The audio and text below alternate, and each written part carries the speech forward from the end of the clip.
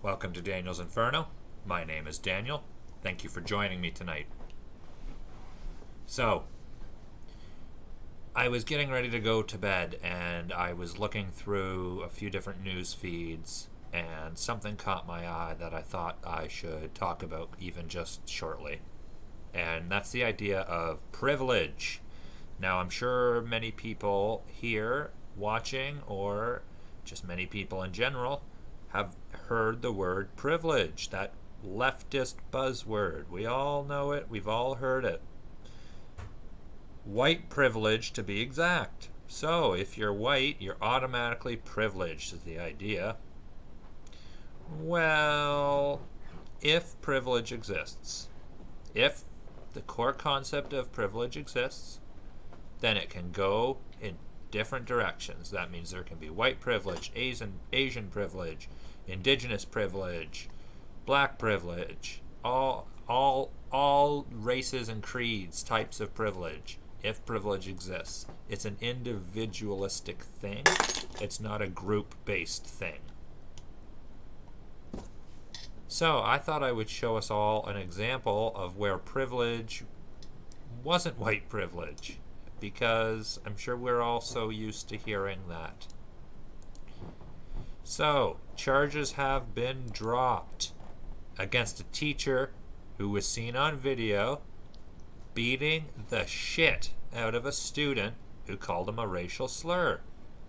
The decision to dismiss the case was based on a number of factors, including the facts and circumstances surrounding the incident, i.e., the judge is saying that this poor kid brought it upon himself in some sense. That's what it sounds like to me. So, of course it's LA. They dismissed a child abuse case against a former teacher who was seen on video last year repeatedly punching a high school student who called him a racial slur. Marston Riley, 65, was arrested in November of last year after cell phone footage showed him striking a 14-year-old boy several times before another adult intervened. Let's just stop there quickly.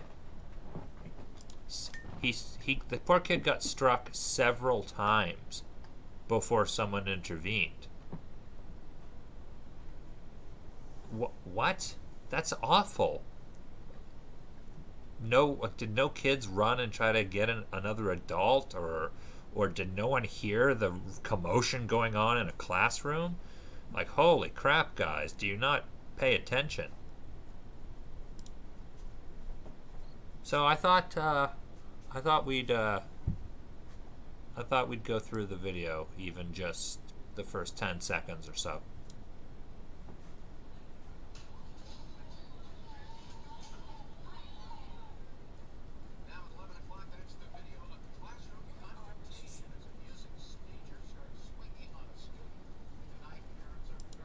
Look at that. That guy is going berserk on that poor kid. Prior to the fight, the teenager confronted the teacher for allegedly saying negative things about him. The video showed the boy cursing at Riley, who is black, and called him a racial slur. The teen was hospitalized for moderate injuries after the fight and then released. So the poor kid was even hospitalized for what happened. It was like a gorilla going after a baby cat. Like, what is this? That guy is huge compared to a 14-year-old kid. The prosecutor took into consideration the facts and circumstances surrounding the incident. Riley's age, his completion of a 10-week anger management course, and his being forced into early retirement from his job. Following the incident, community members raised more than $90,000 for the teacher. Unbelievable. $90,000. His own community raised that for him. An abuser. A teacher who attacked a student. Just disgusting. Absolutely, unequivocally disgusting. Not only, like, how old are you? You can't take it when a 14-year-old says something to you? Like, what are we, playing Call of Duty online here or something? like we're throwing your mother jokes back and forth, and one of us is getting really upset about it. Like, not only that, but it sounds like you, not that using racial slurs is ever warranted or necessary, because of course it is not. Let me make that perfectly and unequivocally clear. Being racist to people is not alright. But if this teacher was saying negative things about this student, then it sounds like this teacher also played a role in the instigation of the whole conflict.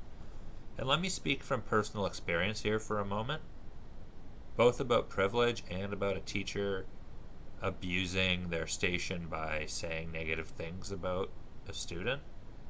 I had a teacher in high school who was very close with a family member of mine. This family member and I don't have contact. He tried to use that relationship and the fact that he was my teacher to have me go and rekindle a relationship with this family member. When I refused, he gave me on my midterms a failing grade. It took me going to my principal and threatening to have, and the school board and the principal threatening to have this guy fired for my grades to be changed. So it's not an easy position to be put in for a student if you're a teacher in your school is saying things about you. And again, let me reiterate, it's not all right that this student went up and used racial language towards him. Of course not. But I think when you look at the age difference,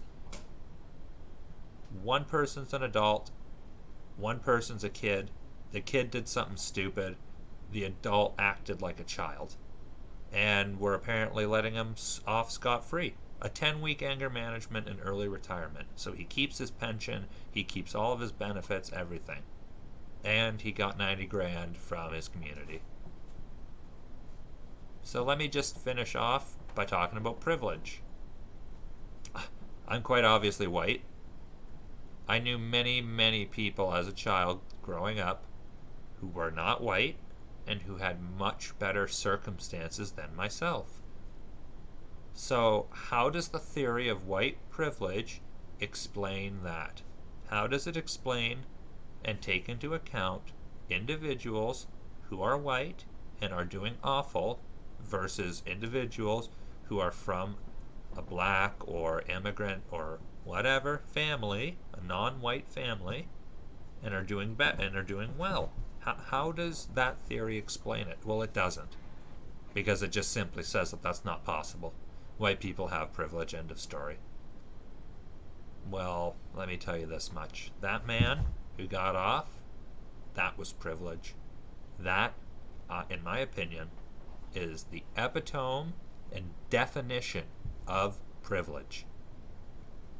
I don't know. You guys tell me. Comment, share, subscribe. Thank you all so much for joining. I'm Daniel's Inferno.